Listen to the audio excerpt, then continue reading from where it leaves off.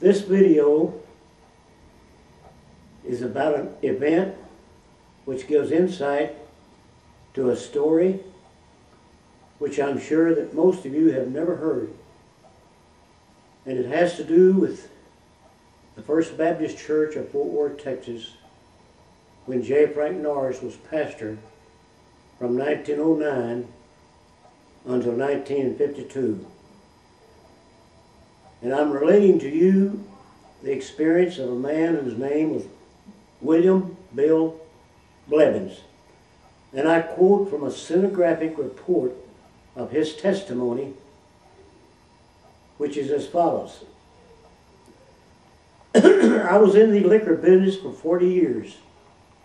I organized the Malt and Retail Liquors Dealers Association of Texas and was its only head until it went out of business.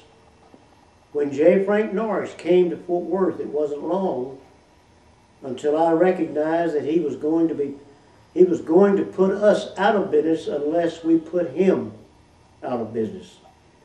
I called our gang together and we got in touch with the churchmen together of the various denominations, and it wasn't long until we had all the preachers silenced except this young fellow Norris. I went out to hear him and I was convinced that we had a dangerous foe. He would never let up. We thought we had him down and out when we got him indicted and tried, but he was vindicated so overwhelmingly.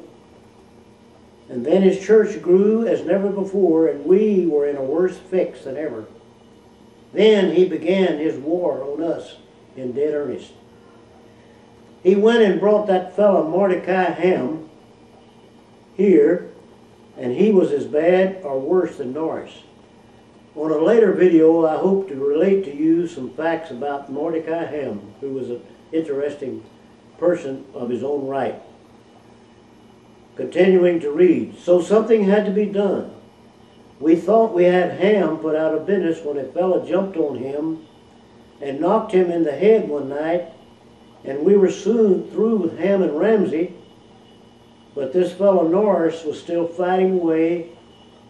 And so we called a representative group of 150 or more of the leading businessmen of the city together at the Metropolitan Hotel dining room, and Paul Raples presided. We lifted our glasses at the close of the fireworks when we decided to finish Norris and give a toast to his exit or finish. A few nights after, we called a huge mass meeting in the auditorium of the Chamber of Commerce, 1 block from the First Baptist Church. And Mr. George Armstrong presided and called for 15 men to go and take Norris out. I was heartily in favor of taking him out, and so was everybody else, but we could not get the 15 men. And ladies and gentlemen, I believe the hand of God interfered that night, and I am so glad that we didn't deprive his wife and children of their husband and father, and this church of its pastor. And since I would not put him out of business, I decided to join him. I came to the church, walked down the front and got down on my knees, and he got down with me on his knees and put his arms around my shoulders while I prayed. Then I prayed the prayer, God, be merciful to me, a sinner. And he heard me, and this man that I so hated and tried with others at every foot of ground at my command to put him out of business, baptized me, and I am now past my 80th milestone in the course of nature, will precede him to the other shore. And when I get there, I am going to hunt up the superintendent of that fair land and make 2 requests of him. First, I want him to let me know the day that Frank comes. And second, I want him to let me off that day, that I may be standing down at the beautiful gate and be the first to put my arms around him as the man who led me to Christ, by whose grace I am saved. I knew Bill Blevins personally and sat with him on the front seat many Sundays at the First Baptist Church in the middle 30s. 2 things I want to address just briefly, which I will elaborate on in later videos coming out later. What happened to Bill Blevins is truly a miracle, because only God can transform a liquor dealer into a sated Christian. All other miracles are suspect at best. So in dealing with this question of miracles is an entirely different subject.